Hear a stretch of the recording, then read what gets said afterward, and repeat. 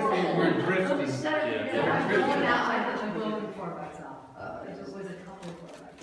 This demonstrates the real flavor of Maharaji. I like Ramana Maharshi.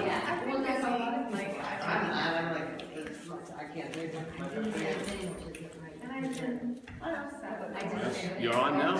No. All right. Why not? My hair hasn't been done yet. Gotta get that loving gaze coughed up. It worked, didn't it? You take a picture of the receipt, Yes. and then you hit attach, and then you hit save. I have some more kids. Okay, gals, we're gonna start. What are we doing here anyway? Oh, yeah, it's a meeting. I just want to riff on something because I was reading it last night before I went to bed. You ever hear of Ramana Maharshi, famous master? This dude here, yeah, he died in 1850. But this is all transcriptions of talks done in like 35 to 39 or something like that. But just get the flavor of these answers and questions if you like. Yeah. So he goes.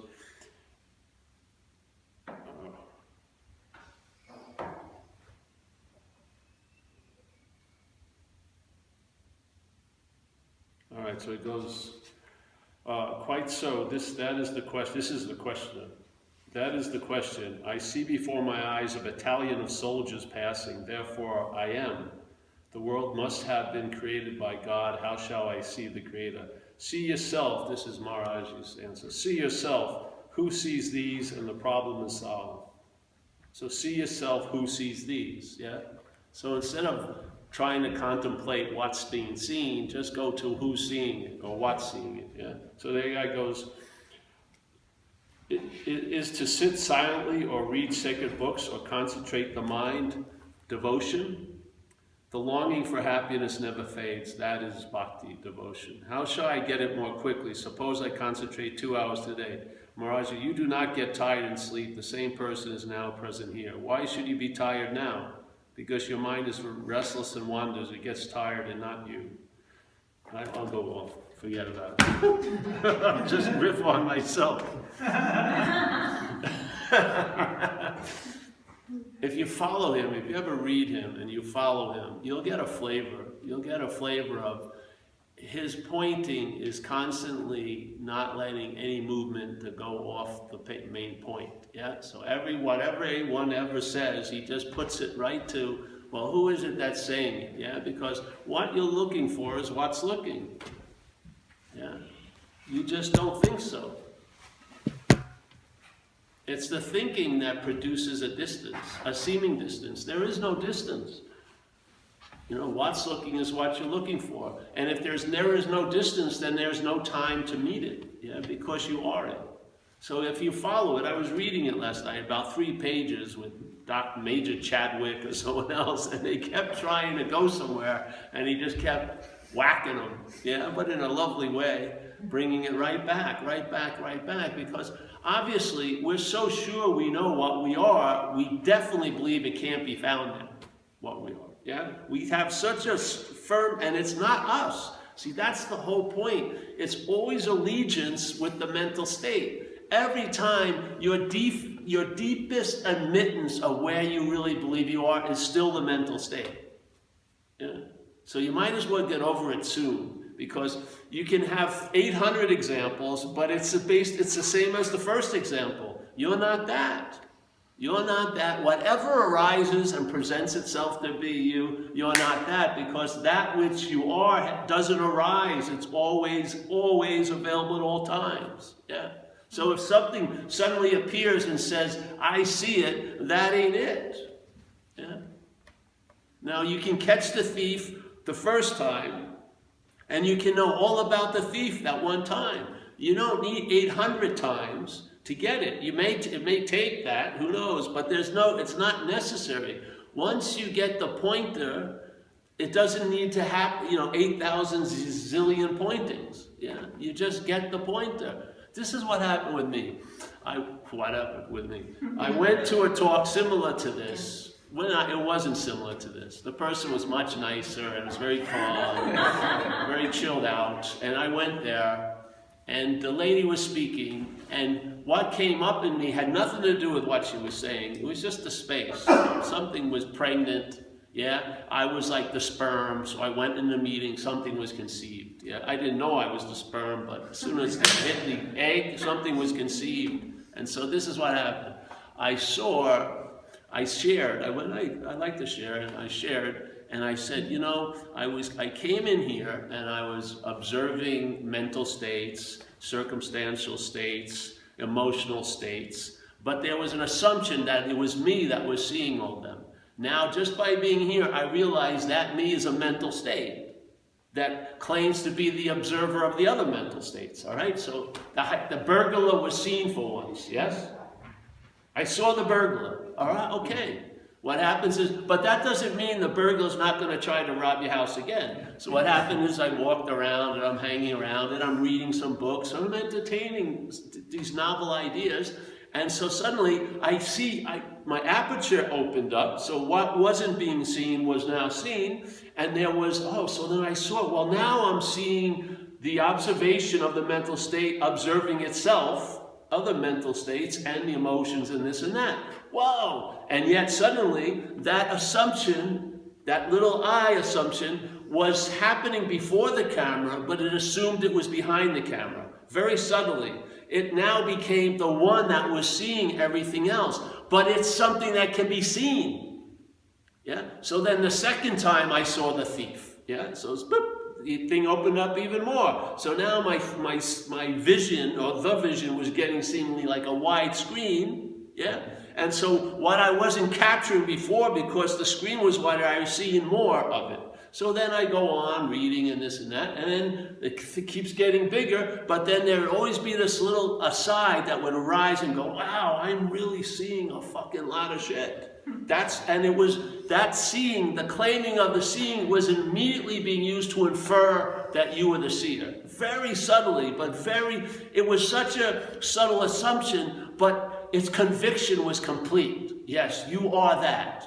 Yeah. So, but then suddenly, that thing that's now pontificating as if it's behind the camera moved, and it was once again seen in front of the camera. It hadn't actually moved ever behind the camera. It just assumed it was behind the camera. Yeah. But it was always in front of the camera. So this happened about 7 times. So the aperture kept going like this, more and more over the months. And about the 8th time, that once again, it arose within the space of what the camera can see, in front of the camera, but there was a very subtle conviction it was behind the camera. Yeah, that was seen, and then it was like the 100th monkey syndrome. My head got it. Yeah, but the head just went wing. It was just like bing, what the download was is it's always going to arise and claim to be the one that's seeing all the arising. That's what it does. It's like that story with the snake, you know? It doesn't matter if you bathe it and feed it with a little eyedropper and put a nice little finger of one of your, mitts, your little gloves on it and keep it warm. It's gonna fucking bite you because it's a snake, yeah? That's all, it's not like, oh, this snake or this special, no, it's a snake. It's gonna bite you. So the mental state does not have a life. It's going to claim whatever becomes available to it through conscious contact. It has no light to shine on fucking anything.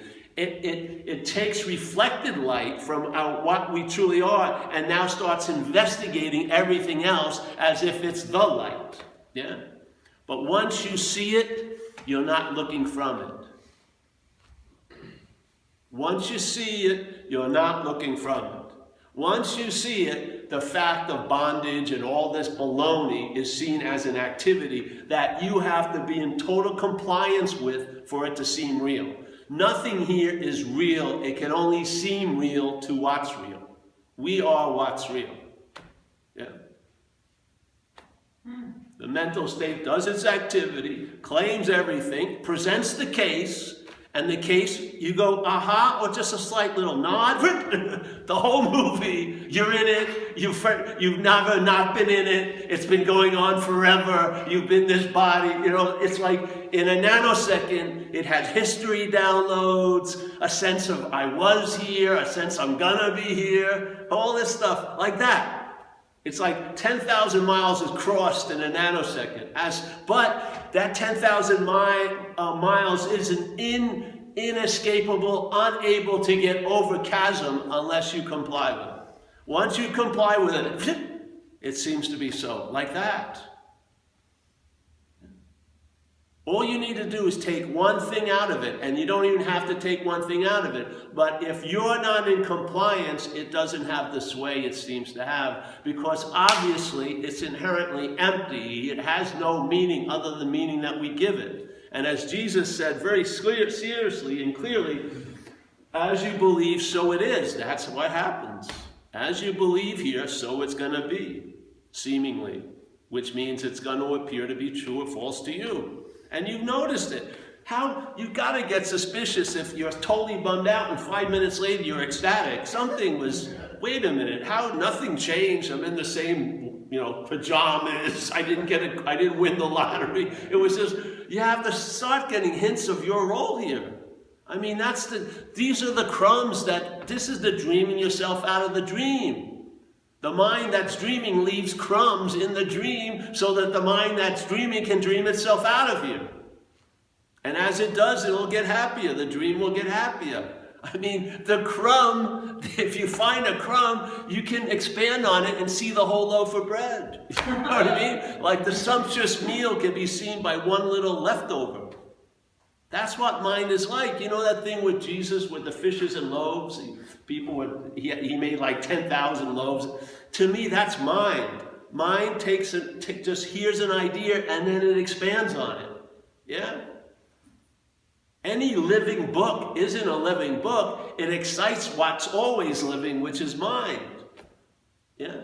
Because some of these statements they've been seemingly around in this history for 10,000 years. One little cryptic sentence has been passed on and on and on because it's like the crypt keeper's lock. Your mind just opens up when you hear it. It produces an avalanche, and that avalanche is a sense feltness that goes way beyond all the freaking knowledge you can try to acquire. Just to find out what's going on is so much more convincing than to know what's going on. Yeah? To really feel it, for the scripture to be like a note you wrote yourself, yeah, something like that, a real sense of sense feltness. That's going to allow traveling lighter to become a new stable condition here, because you will have relief from all the volatility. Because all that the mental state does is it's agitated and it begets more agitation. As a great Zen statement says in Faith Mind, you can't use activity to produce stillness. That would be activity. Try to get out of that. If you use activity to produce stillness, that would be activity. Yeah? So basically, your engagement with anything distorts the anything you're engaged with. You cannot not have it that way. That's what happens. You're everything.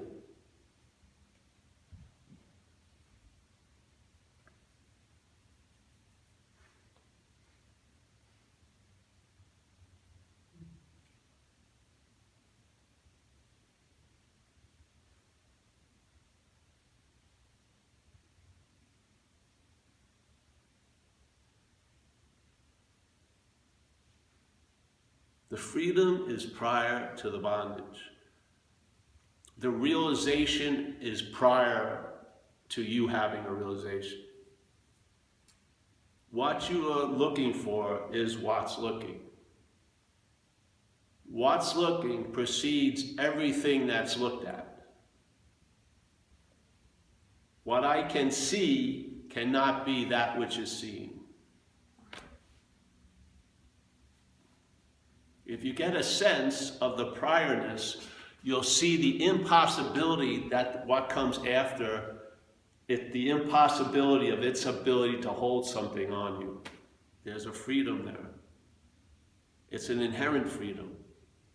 It's not something that you do to get and then you have to defend. It's just available at all times, right where you are.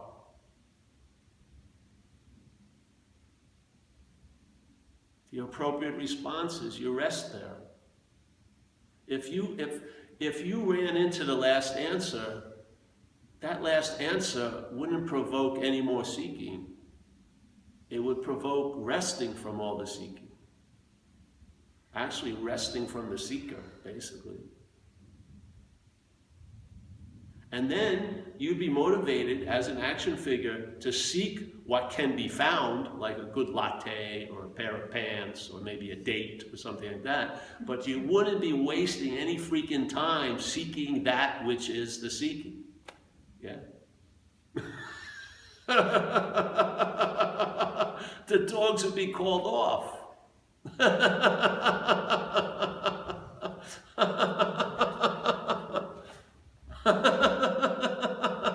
You'd be, you would now be seeking what can be found. That's cool.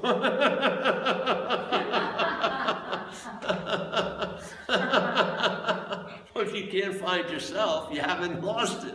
You are it. You're so beyond finding and losing. You are it. You're so beyond all these 8,000 layers of knowledge or levels of knowledge. You're being it. It trumps all the levels of knowledge because the knowledge is defined by its own topic, which is knowledge. Being overrides it all.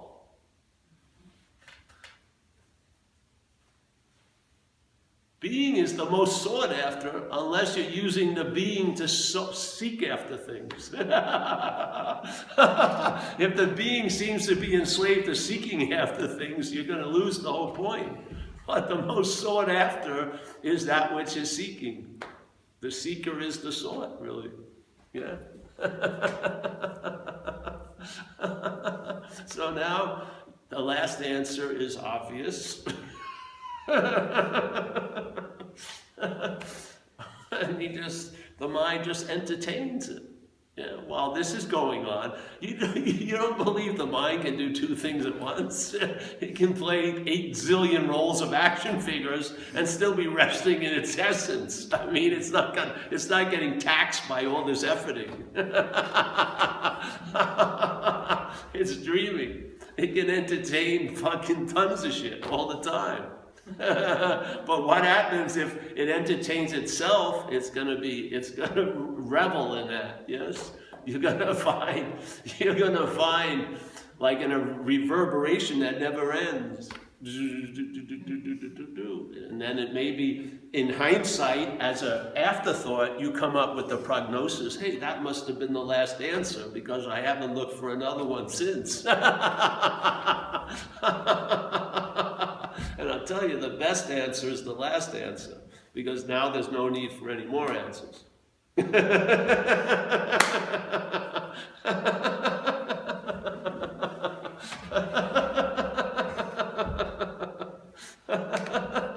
It's going to bring about a certain sense you can't produce by 50 Thai massages. You're going to have a deep relaxation. Even though you're looking like you're crazy, that center hasn't been moved one iota. And when all the huffing and puffing it's over, it hasn't sweated for 1 second. It's just incredibly brilliant and bright and always available. And it's just being what it is, so there's no thought or effort involved. We're trying to be what we're not all day. That's why it's so exhausting. Really, it's in how much work is it to keep the show on the road? I mean, after no one's interested, basically, anymore, and you're even losing the plot. You know what I mean? Jesus Christ. Really, you can put it down. It's okay. Put it down and walk away, like putting a gun. All right, put the gun down and walk away, gladly. I tell a little joke now, which is, here I am walking across the street, and I'm thinking I'm looking pretty cool, and this young lady's looking at me. I'm thinking, maybe I have a chance. But what she's thinking is, should I go over and help that old guy across the street?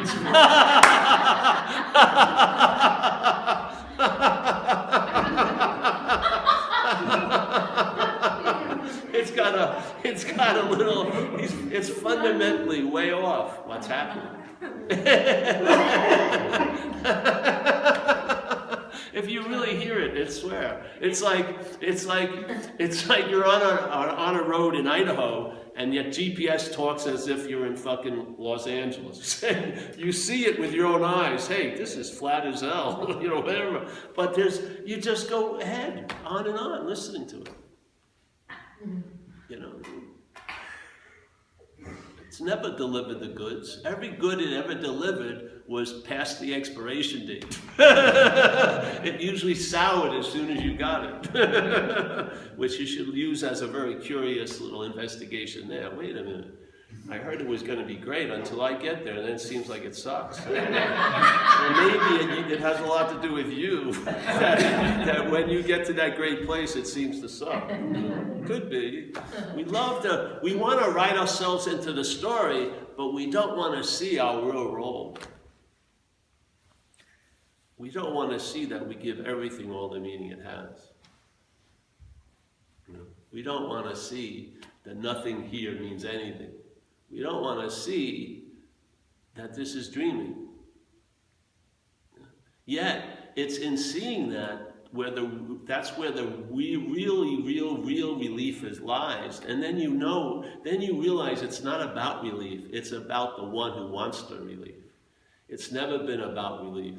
It wants to shine on brightly, and it needs our light to do that. It has no intention of finding the answer. It thinks it has the answer. It's all about me. It believes it's going to last forever. It doesn't realize it's just a voice box on this action figure. When the action figure dies, bye. It's like the plug's going to be pulled out, and you'll be, but? And really, I humbly believe it will be like it never happened, because it never really did. The only thing that's happened here is us. And it's not happened, it's happening. It's always, always, always going on. No starting point, no end point. You don't jump on the ride and then get off the ride. That's all a story from the self-centeredness. That's like the carousel horse thinking it gets off and on the carousel. You know what I mean? They're saying, I can't wait to get off this carousel. Well, it's like a big fucking pole right through it, stuck on it, and it's listening to the same thing. All right. It wants to speak. Please, passengers, do not reach for the gold ring. There's not a gold ring here. Yes?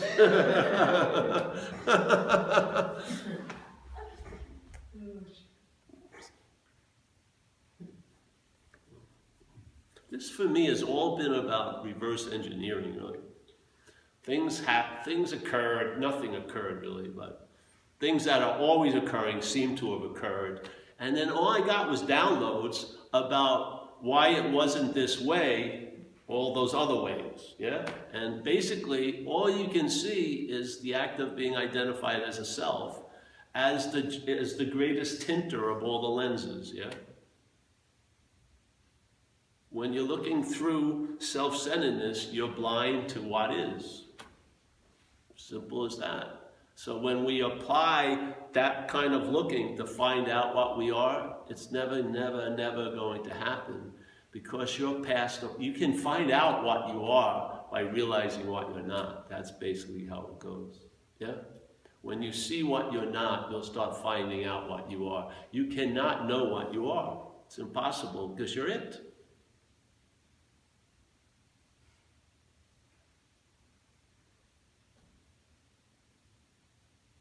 So this is a negative way, in a sense, where you see what you're not, and in seeing what you're not, then a sense of what you are becomes obvious. Yeah. And that logic points out the illogical mechanism of the mental state. You see how logically it is based on an insane idea. Yeah? If you don't see the insane idea, it will sound like it makes a whole lot of fucking sense. But the base of the system is totally insane. That you are a long-lasting, independent, separate thing. That you have private thoughts, that you have this and that. All of this is totally, totally insane. Yeah? But once you believe that, anything basically goes. It's just sort of like riffs, like John Coltrane would. You give it's like John Coltrane sitting here, and you go, "Hey John, riff on separation." This is what's happening. We're believing I'm separate. We don't even know what we call this. All this space. Oh, fuck it, you know. This is what's important. You know what I mean? Oh, how did he come to that conclusion? Because are you really appearing in space? Or are you space appearing? If you took you out of space, would space weigh a little less? Of course not. We're appearing in space. Yeah? Just like this chair is appearing in space. If I move the chair, its effects on other things that are appearing would be obvious. Maybe there'd be a rut here and it rubbed against this, yeah? But in fact, as soon as I moved the chair, I didn't have to move a piece of space the size of the chair. And like a magician, don't look, and put it in there, because it would have been the void. The void. No, yeah. It appears in the space. There's no interruption of the space. The space doesn't stop here. Yeah. Saying, what's the difference between this and this? None, except I think it's different.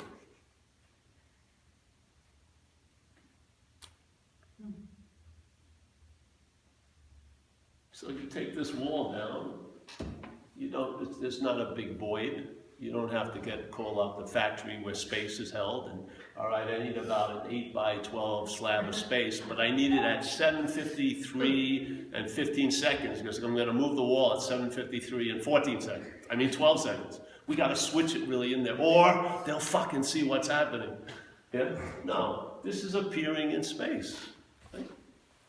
This is all made up. This edge is made up. It's all made up by our perceptions.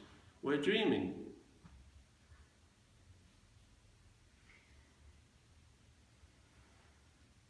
It changes things. See, I'm not talking about responsible, oh, I left the milk out on the counter.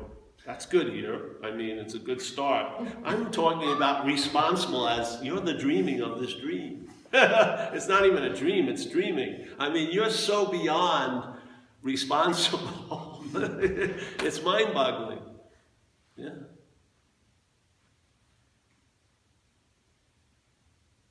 So what happens? Start at the thoughts simply. There's plenty of them going on all day. Yeah. Feel it. Feel the weight of a thought, and then feel the weight of a thought called yours. It's totally different. Yeah. Here, there seems to be options. You can travel light or travel heavy. Yeah. I was just writing, we were writing this book, so we're editing it today. I went on this thing. I used to use this a lot. So let's say there's 70,000 thoughts a day. Let's say you're conscious of 2,000 thoughts. And let's say each one of those thoughts weighs an ounce. So usually you're carrying around 2,000 ounces of weight during the day. And you're used to it, like a knapsack you forgot you have on. Yeah, so you're going up the hill. You think it's the hill that's so hard, but it's this fucking knapsack that's making it hard, right? So let's see what happens. So let's change the weight of the thought without changing the thought at all. We're not touching the thought. Yeah. But, all right, so this thought is called my thought now. Now my thought, just see it. Just the simple thing I used to always use. Money, my money. It's totally different. Money, I wish all of you to have tons of money. My money, I don't want you to have any of my money. You need any more examples? It's the whole thing. The my is the activity of the bondage of self. That's it. That's what's causing weight. That's what's causing a sense of oppression. That's what's causing a sense of claustrophobia. That's what's driving the seeking to get out. Yeah? That's the whole engine of all addiction, is trying to get out of something that we're not in. That's why they never succeed. If you were in a place, you could shoot enough coke to get out of that place. But if you're not in what you're trying to get out of it reinforces the idea you're in. That's the boogaboo with all practices, with everything. Because the practices are being used, like Ramana Maharshi said so beautifully. There's the presupposing of a non-existent thing that wants to get salvation for the non-existent thing. And if that's the case, your spiritual practices themselves will be used to reinforce the non-existent thing. How can they destroy it? So are you going to put out the fire with gasoline?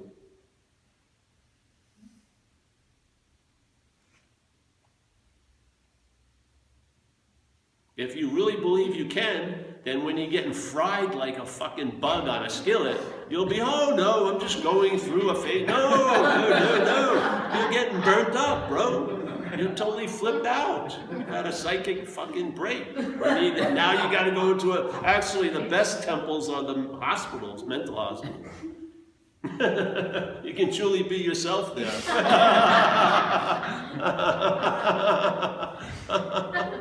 So, if your practices themselves are being used, and it's definitely used, that's what selfing is. Selfing uses what it comes in contact with to imply, to assume, to presuppose, to infer that there's a someone. That's all it does. That's one of its main agendas, yes? So the mind affixes to things like thoughts, yeah?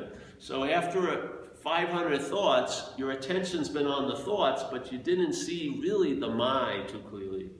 There's just an assumption that you're the thinker or you're the thought about. So the mind, which is really the weight-bearing event, doesn't really get looked at. You're trying to get rid of thoughts, you're trying to make them good thoughts, you're trying to use affirmations to clear out the bad thoughts, but you're not seeing the role you're playing with the thoughts being cast as the thinker. You're not seeing that.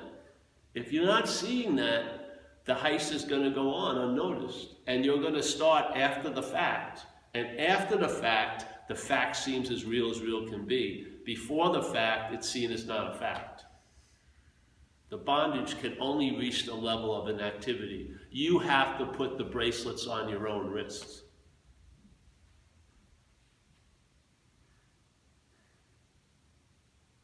And when you see that which is putting on the bracelets all day, you see it's not you. Stop calling the fucking thief you. You have not arisen, nor will you depart. You have not suddenly showed up in your life. You've never not been here. You're so completely here, it goes unnoticed because we don't pick up what's always happening. It's just not how our perceptions work. Yeah? The fish, probably, a lot of them do not believe they're wet. They have no idea of the quality of water. They've been in it so fucking long, they have no idea of it. They will when they're taken out and they flip and flop on the deck of the boat and they're totally flipping, gulping for fucking air. But all the while they're in the water, they probably have no idea.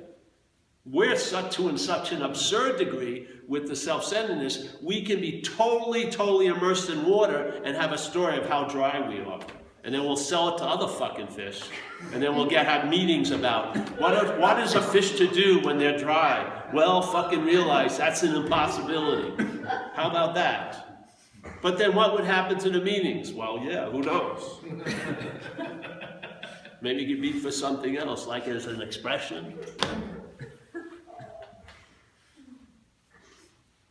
So get the point. If this is, I read a number of things, never diligently, Ramana.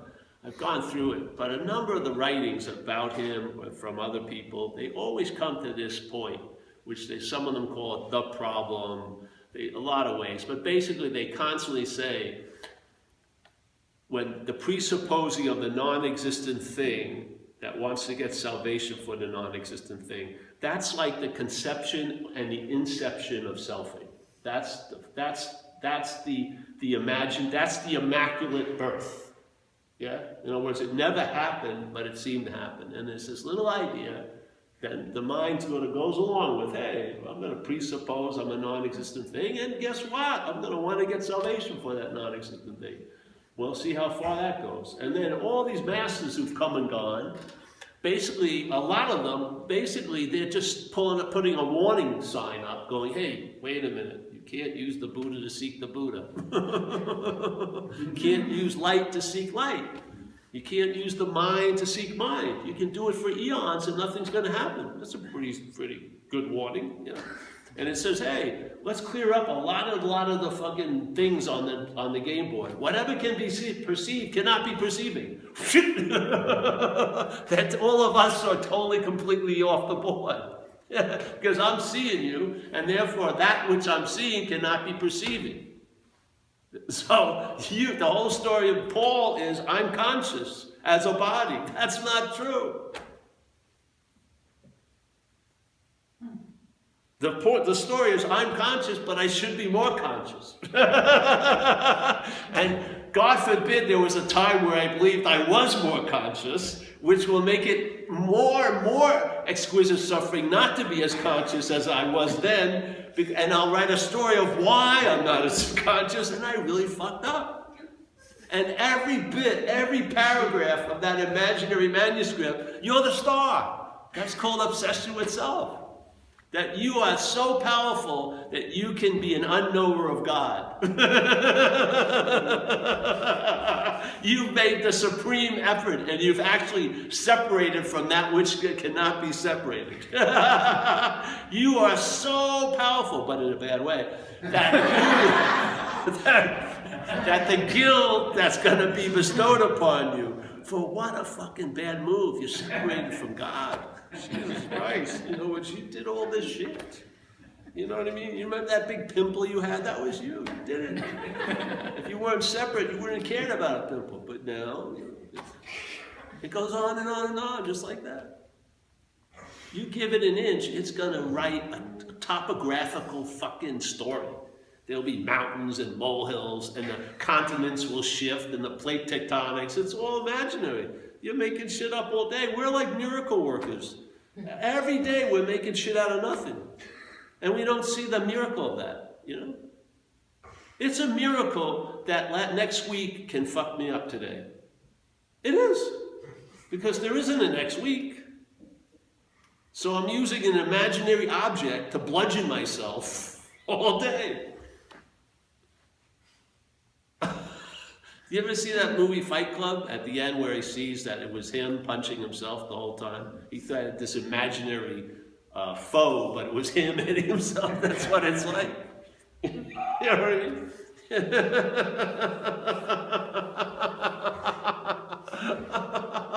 Please stop. You don't have to ask. Just stop. You know, there's no one on the other end but you.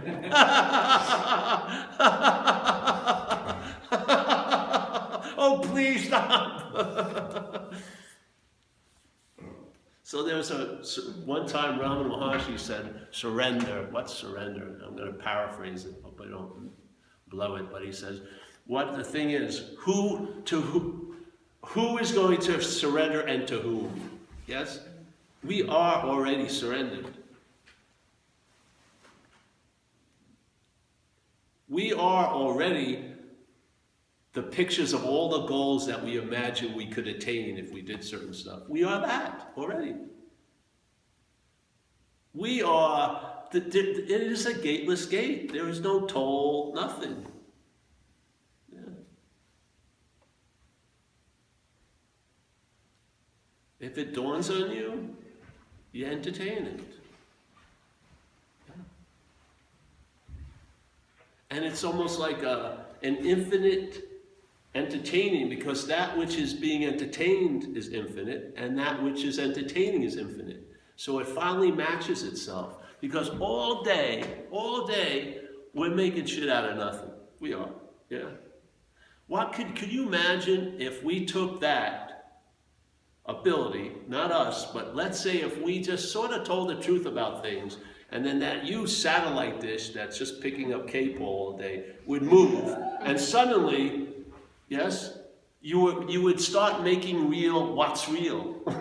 Instead of making real what's not real all fucking day, you would actually turn, yeah, and make real what's real. What a combination.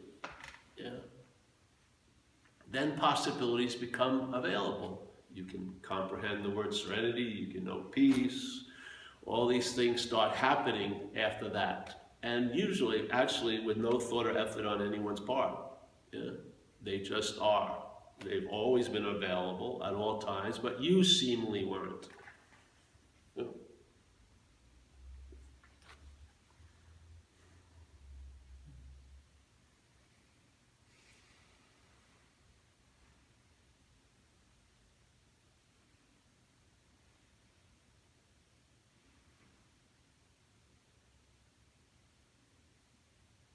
So the my is the heist. The my is the activity of the presupposing of a non-existent thing. Yeah. How does it seem to be existing? It calls itself the doer of activities it has nothing to do with. It's the thinker, it's the seer, it's the hearer, it's the feeler, it's the taster, it's the toucher, it's the doer. All of that. It claims what it has nothing to do with. And it gets a reflected light and it gets absorbed in it. It loves the self. It cherishes it. The mental process loves what it's making. When you see it's not you, you'll lose interest in it. Just like you would in a conversation in another room when you heard that they weren't talking about you. You would immediately lose interest in that conversation in the other room. You wouldn't have to send Navy SEAL 16 to retrieve it. It would just be, where would it go? Who'd find out? Yeah. But when it's not about you, you lose interest in most stuff. This is the whole point. That's what occurs with this message. It's not like you gain interest, but first you lose interest. You lose interest in all the faculties that are being used to reinforce the idea of being Paul. And then you find out what you gain interest in. And usually what you gain interest in produces effects called traveling lighter, maybe feeling like comfortable in what you call your own skin, yes? You're not looking for what doesn't need to be found. The horse is in front of the cart, things make sense to you. Maybe, I lose my keys, but I have no metaphysical questions. Yeah?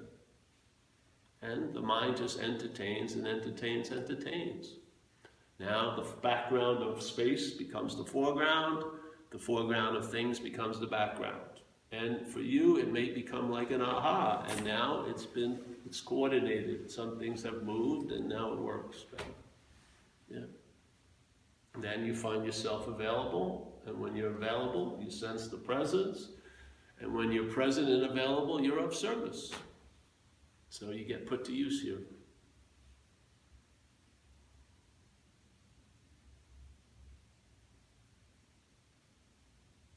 And you'll find your use. That's what I call the seat assignment. Basically, you'll be in a seat assignment, and the seat assignment will dictate your use. There's no better or worse. It's just everyone has a seat assignment. Yeah. None of the chairs are engraved. It's like musical chairs. The music goes up, you get up. Even though the music stops at the same chair for 10 times, still doesn't mean it's yours. Yeah, that's the seat assignment. Music comes up, you get up. Yeah. Why not? And then instead of looking for things, you'd be enjoying expressing, yeah? And if you like kirtans, fucking sing to the God of your own making. Yeah? If you like, whatever. This is very free range, yeah? I have I've been going to Toronto, and now, so many talks in Toronto, we have kirtan. I never called up kirtan people, spiritual music. One of my friends is a big kirtan singer, so I have kirtan at satsangs, which I never planned it just happened. And then I really feel weird because after the kirtan, I come up and I go, well, now's the bad news, because it's not an experience. But this all just comes about. It's like a beautiful little, nothing planned. It's such a nice way to go, at least in this topic, Someone I was talking to today for some of us, the stair is going to appear when you put your foot out. If you're waiting to take a step for assurance there's going to be a stair, you may be staying on that step for a long time, yeah? But if you put the foot out, the stair will appear, yeah? It's okay to take care of yourself here. It's okay to draw a line and say, you know, I'm not going there. See what happens, you know? You'd be surprised how life will treat you, in a sense, as an action figure. We do this in AA. We used to, when I came in, we would have people write their highest expectations for a year of sobriety. And then when they get to a year and we go over it, they realize they really shortchanged themselves. So much more happened, yeah, by surrendering. Exactly. Yeah, so that's it, I think. Yeah. Is that all right? We can say, you're giving us that. All right, thank you. We have to have a vote. This is a democracy. Should we stop now? Yeah.